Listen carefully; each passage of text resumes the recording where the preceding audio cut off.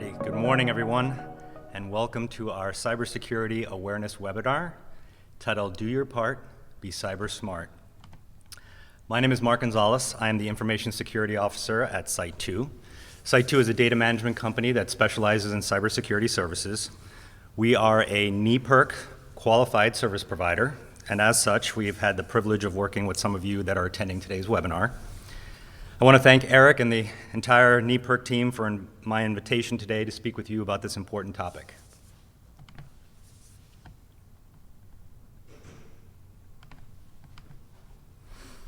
So I'm sure you would all agree that the world is a crazy place right now. Unfortunately, there are plenty of individuals, government actors, and criminal elements looking to take advantage of the chaos. So the fact that Manufacturing Day lines up with the kickoff of the Department of Homeland Security's annual Cybersecurity Awareness Month, I think couldn't be more timely. The message behind the slogan, Do Your Part, Be Cyber Smart, is that cybersecurity isn't a concept only used and needed by cybersecurity professionals. Cybersecurity is the responsibility of every person who uses an internet connection and internet-connected device. Anyone from a corporate executive to a newly hired employee to a model citizen. Why? Because with over 4.8 billion internet users, we represent a tremendous opportunity for cyber criminals. Imagine being a criminal and not having to drive to the victim's home or office, or a foreign adversary and not having to launch a long-range missile in an act of war. By simply being on the internet, not only can hackers access a victim's front door, but in many instances, the door is unlocked or open.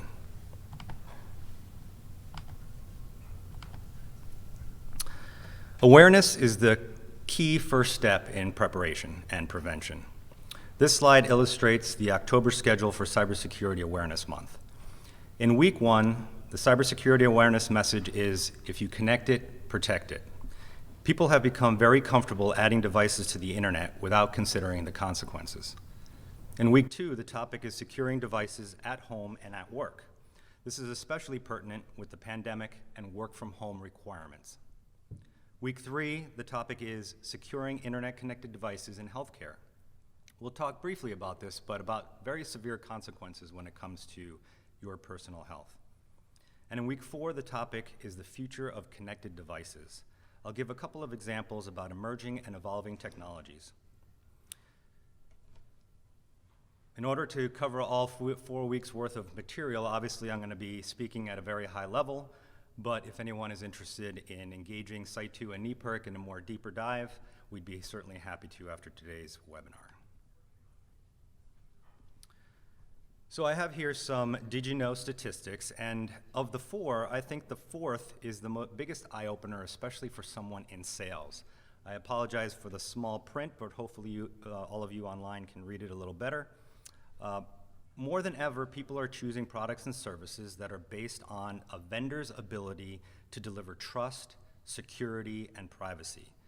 Demonstrating that you're taking measures to prevent cybercrime is a requirement for sales teams these days. For some of you, cybersecurity is a requirement due to the industry that you're in or the industries that you serve. For example, if you have clients in the European Union, you need to comply with GDPR. If you're a financial services and insurance firm, you need to comply with New York's Privacy Act. And if you're a Department of Defense subcontractor, you need to comply with NIST 800-171 and soon CMMC. For those of you who are not mandated, basic cybersecurity controls are a must for due diligence and risk management. Just like locking a filing cabinet, turning on a security system, shredding sensitive paperwork, and locking doors at the end of the day, cybersecurity controls are required to help protect your data and your vendor data and your customers' data. Cybercrime. So what is cybercrime? It is legal wrongdoing, which is unfortunately just as prevalent on the internet as it is in the physical world. Cybercrime is a crime that is committed electronically, but not limited to theft, fraud, or even sometimes murder. You may have heard the recent case of a breach at Universal Health Services. This healthcare provider has had to postpone critical services, including surgeries, as a result of that breach, presenting a life or death situation to some patients. Recently, in the face of COVID-19 pandemic, Identity theft has spiked the most of all cyber crimes, so let's take a deeper dive into that particular crime. One of the most common internet scams right now is COVID-19 email scams. These emails come with malicious attachments or links to fraudulent websites to trick you into revealing sensitive information or to donating to fraudulent causes or charities. You should use caution when handling emails with COVID-19 related subject lines, attachments, or hyperlinks, and be wary of social media pleas for money. Imposter scams are also prevalent these days. These scams are when you receive an email or a call from a person claiming to be a government official, a family member, or friend requesting personal or financial information. A popular example that some of you may have been impacted by or exposed to is someone calling from the Social Security Administration claiming that your Social Security number has been suspended. They hope that you will reveal your Social Security number and pay for it to be reactivated. Obviously, this is ridiculous. But these scams are usually timely and look to take advantage of fears and current affairs. So some of the basic tips to help protect yourself from these types of crimes: practice safe web surfing. By now, most of you have become familiar with the green lock at the top of a web browser. Ensure that the website that you're visiting has that green lock or a similar lock icon. Avoid rides on the wild Wi-Fi West. That means avoid free internet access that doesn't require a password or doesn't have encryption. By now, most of us have unlimited data plans on our phones, so it's much safer for you to use your phone as a Wi-Fi hotspot than using public Wi-Fi. If you choose to use unsecure public Wi-Fi, practice good internet hygiene by avoiding sensitive activities like banking that require passwords, social security numbers, account numbers, dates of birth, or credit cards.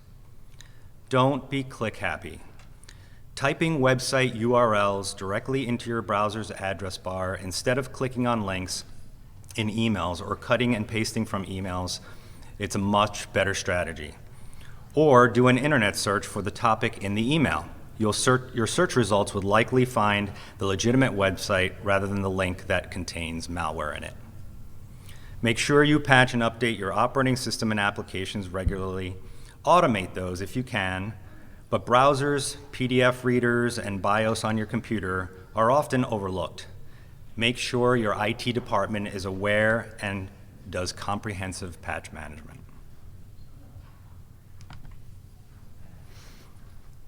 Malware. Malware is short for malicious software and is software intended to damage, disable, or give someone unauthorized access to your computer or other internet-connected device. You may be surprised to learn that most cybercrime, 91%, begins with some sort of malware. What that means is that many hackers aren't as sophisticated as they're portrayed on TV and movies. They need you in order to make the hack possible by clicking, opening, or downloading when you shouldn't. And now, with the advent of malware as a service, for only $25 on the dark web, an aspiring hacker can buy a malware kit. Distributing malware has become easier than ever. Let's focus briefly on two types of malware: ransomware and bots. The first one, ransomware, has gotten a lot of attention in the press in the past few years. It's easy to forget sometimes how valuable the information we store on our computers and devices really truly is. Family photos, financial information, address books, healthcare data, payroll records, and as my 12-year-old reminds me, even homework assignments. Ransomware is a type of malware in which the attacker encrypts the victim's data to make it inaccessible and often locking a person completely out of their computer. Then the hacker demands a ransom to release or unencrypt that information. The fees extorted by cybercriminals through ransomware can be extreme and prohibitive. Not to mention, there's no guarantee that your data will actually be unencrypted after you pay. Luckily, there's a simple way to make yourself and your data resistant to ransomware attacks. In addition to keeping your software and antivirus programs up to date, regularly back up your system to cloud storage or a secondary location. That way, you always have a spare copy of the information that's most important to you. Backups don't guarantee information privacy, but they do help ensure the continuity of your business operations after a ransomware attack. Bots. Warning, Will Robinson. Many cybercrimes are the results of bots, short for internet robots. They're also known as spiders, crawlers, or web bots. Bots are a type of program used for automating tasks on the internet. Malicious bots have a worm-like ability to self-replicate throughout the internet, infecting home and work. They can gather passwords, log keystrokes, obtain financial information, hijack your social media accounts, use your email to send spam, and open backdoors to an infected device. Once backdoors have been opened on your computer, usually without you knowing, they will monitor and steal data as it is added to your computer. And these are just a few examples of what bots can do. Defense against bots start with firewalls and antivirus, but typically require more advanced controls, which we'll get to shortly. Physical cyber attacks. Cyber attacks don't always start from the internet. Some malware can hide easily on some of the data storage devices that we trust and use on a daily basis. The attack can hitch a ride on a USB storage device or flash drive, CD, hard copy of a video game, and Internet of Things devices such as smartphones, smart watches, and home automation devices. These kinds of attacks are frighteningly versatile, very difficult to identify and detect, and painfully difficult to remove. Always try to keep track of your storage devices, where they've been, and don't plug in lost and found USB devices. Keep your personal and workspace data storage and other devices separate to avoid transferring malware from one system to another, something we're familiar today, like washing your hands to help prevent viruses from spreading. Social engineering. Sometimes hackers don't need computers to gain access to your information. Social engineering is when bad actors gather commonly available information about you and things you care about in order to trick you into revealing information or giving unauthorized access to information systems. Social engineering attacks can be quite sophisticated and are not always easy to recognize. The information you post on social media and other sharing platforms can make you especially vulnerable to this attack vector. And it may be difficult to tell when you're being targeted. Let's briefly review two social engineering tactics, phishing and swatting. Phishing attacks are some of the most common and most commonly successful. A phishing attack is where a bad actor poses as a trusted or reputable source and sends fraudulent digital messages such as emails with the intent of manipulating individuals into revealing personal or protected information, or with the intent of gaining unauthorized access to systems through a download or a link. Learning how to recognize fraudulent messages begins by paying close attention to the details like the time of day the email was sent, typos contained within the email, and poor English used in the email. Never clicking on embedded hyperlinks or download files without first confirming with the person who sent the email that it is legitimate. Always report phishing attempts to your IT department, as they can block the sender's email address or domain in the future. Phishing is an example of why cybersecurity requires a team effort. All it takes is for one executive or one newly hired employee who is not aware of corporate policies to open the wrong email, resulting in malware infiltration on your PC and corporate network. Swatting. This may be one that you haven't heard of, at least in these terms, but has become more prevalent in the news these days. Swatting is an attack centered around location sharing. Unlike many cyber-based attacks, swatting has clear physical and immediate consequences. Imagine the police raiding your home on a bomb threat tip. These attacks can easily result in injury and arrest, and sometimes even death to a victim. Text or call friends the old-fashioned way when you want to meet up, instead of broadcasting on social media. Share vacation photos only after you've gotten home safely. Disable location services on your camera and turn off location services on your device when you don't need it. E-skimming. You've probably heard of skimmers that get installed on ATMs or gas pumps to steal credit card information. With e-skimming, cybercriminals introduce skimming code on an e-commerce payment card processing webpage to capture credit card and personally identifiable information and send the stolen data to a domain under their control. The FBI recommends a variety of precautionary measures to mitigate the threat of e-skimming attacks. The challenge, however, can be that most small and mid-sized businesses outsource website development and hosting to third parties. Make sure your hosting provider is taking precautionary measures. As an example, ask for patching reports and copies of their patch management policies. Ask what antivirus they're using on their servers and what backup procedures they're following. Don't assume that your third-party hosting provider has you covered.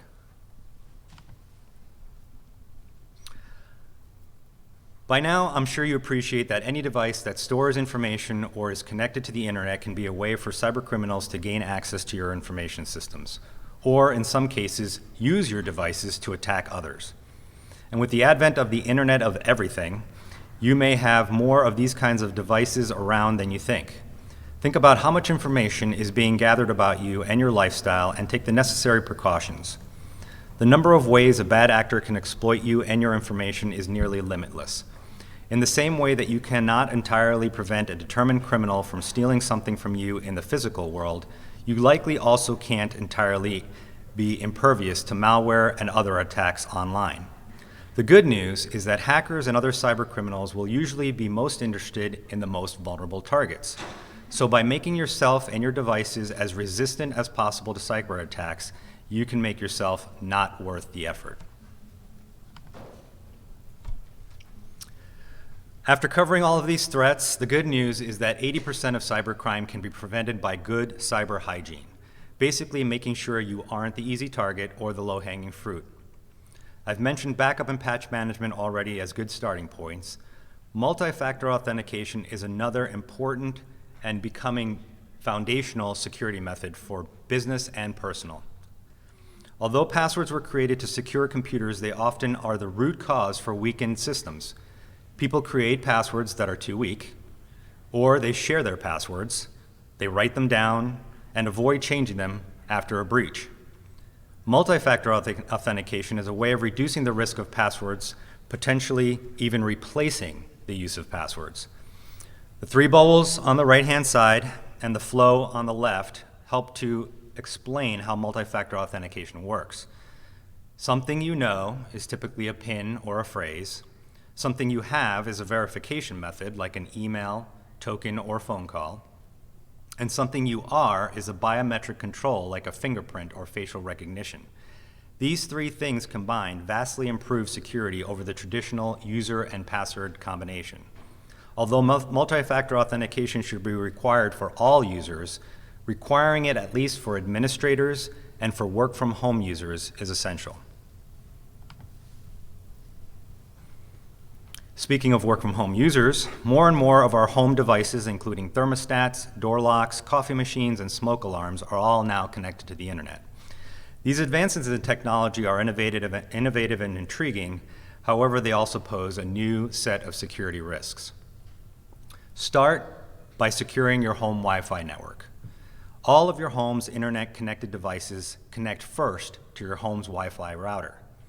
It is also the primary entrance for criminals. Begin securing your Wi-Fi network and your digital devices by changing the factory set default password on your router.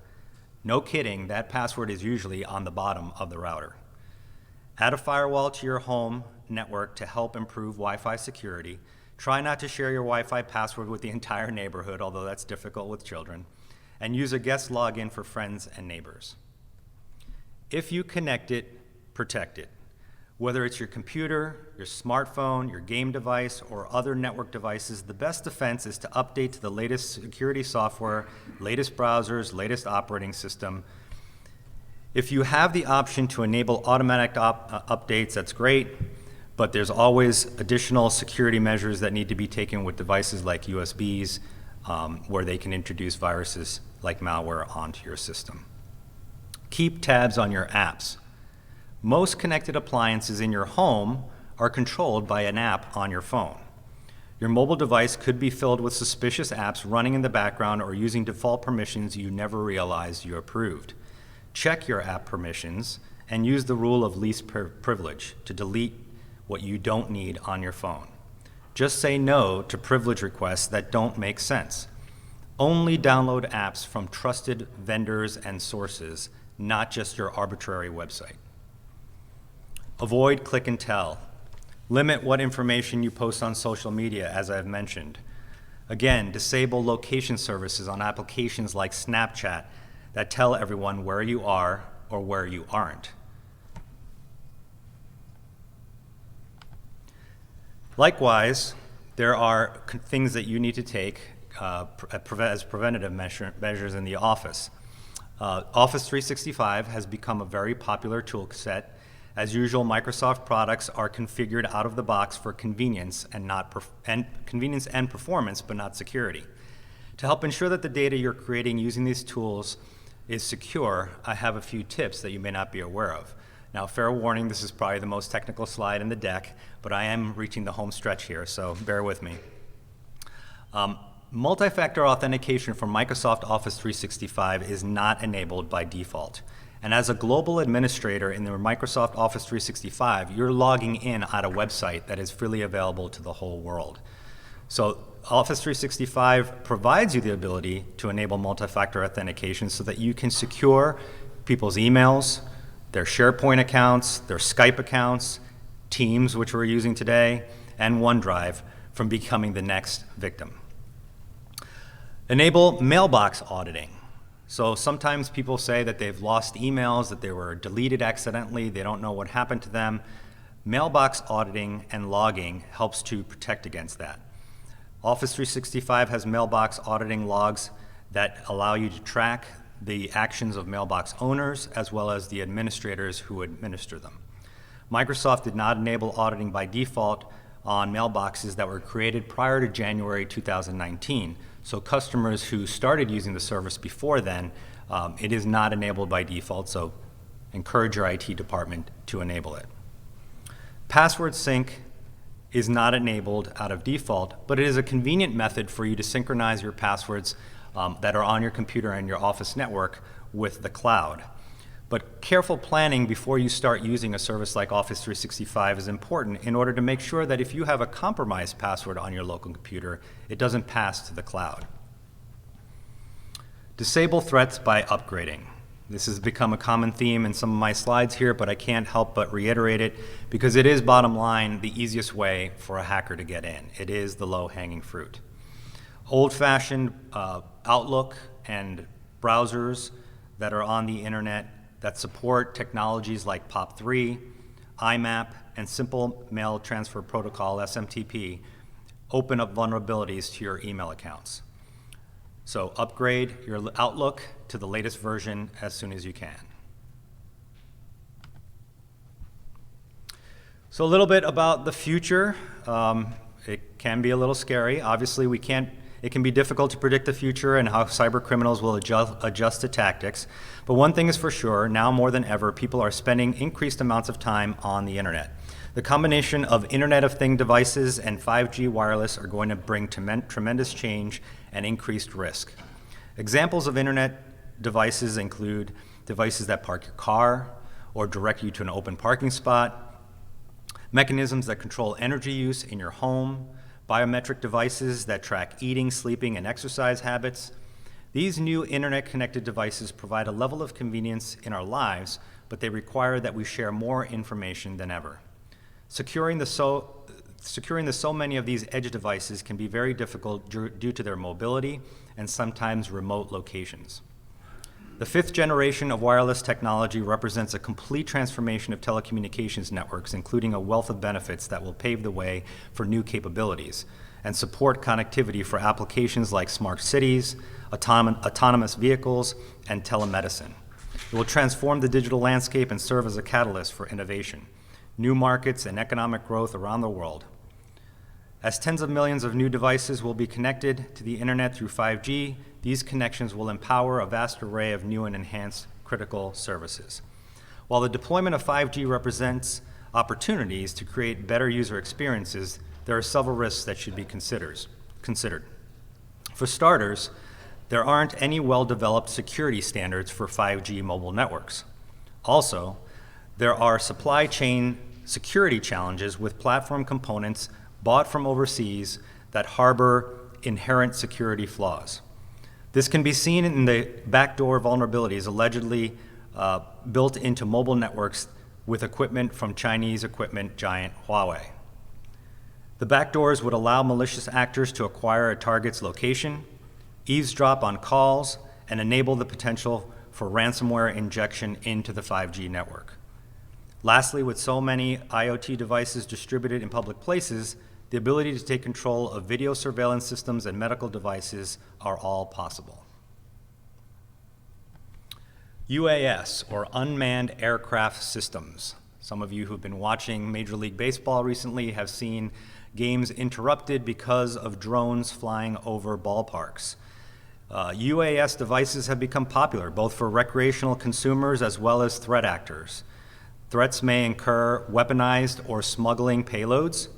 Depending on power and payload size, UAS may be capable of transporting contraband, chemical weapons, or other explosive devices and payloads. Prohibited surveillance and reconnaissance is possible. UAS are capable of silently monitoring a large area from the sky for nefarious purposes. Intellectual property theft. UAS can be used to perform cybercrimes involving theft of trade secrets, technologies, or sensitive information. Intentional disruption or harassment. As I mentioned, the recent ballpark incidents, it can be used to invade the privacy of other individuals. UAS incidents at your facility should be reported to local law enforcement agencies. If you have concerns about the threat of UAS to your facility, contact the FAA to consider UAS restrictions. More information can also be found on the Department of Homeland Security's website. So in closing, please share this information that you've learned today with friends and coworkers. If you are a decision maker within your company, make sure that you have a comprehensive cybersecurity awareness program that regularly provides up-to-date awareness information to your employees at all levels of the organization, and that regularly quizzes them on their knowledge.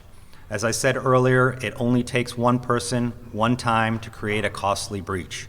To use a sports analogy, everyone needs to be on the same team, following the same playbook. Thank you for taking the time to raise your cybersecurity awareness with me today. All of these presentation contents are available on the CISA.gov website, but I'd be happy to take any questions from the audience at this time. It appears we have one.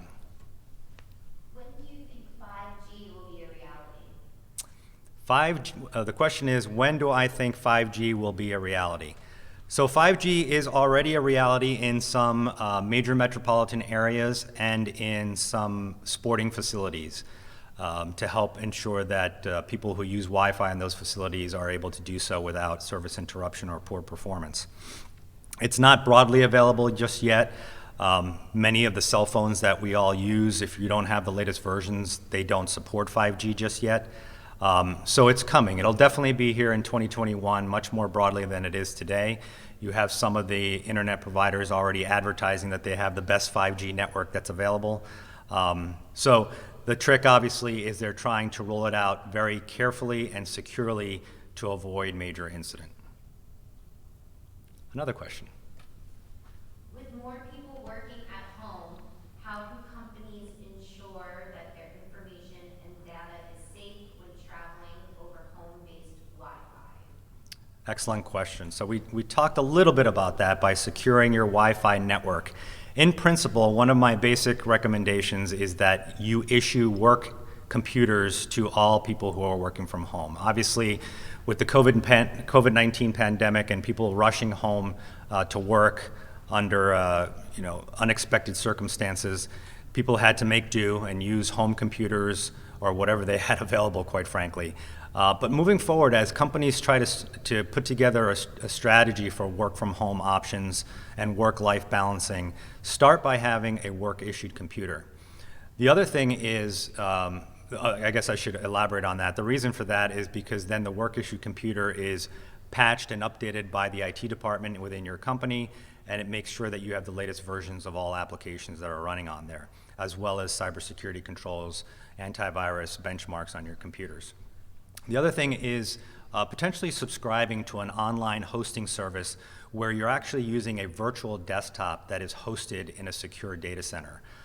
Instead of allowing employees to be able to download files onto their personal computers and risking data breach that way, by having a virtual desktop, everything happens in the cloud and no information actually transfers down to the local computer. So 2 tips. Hopefully that answers the person's question. Another? How often, if at all, should companies require employees to bring in company laptops for checkups? So the reality is, if it's properly configured, checkups and patches and updates don't need to be on the office network anymore. You should be able to do all of that remotely these days. Depending on the age of your computer and the likelihood of potentially old technology being used to do patches and updates, it might need to come back to the office on a monthly basis. But really, if you have some of the most modern technologies, you should be able your IT department should be able to provide that service remotely. All right, I think that covers all our questions today. If anyone has any other questions, please feel free to reach out, and thank you very much again.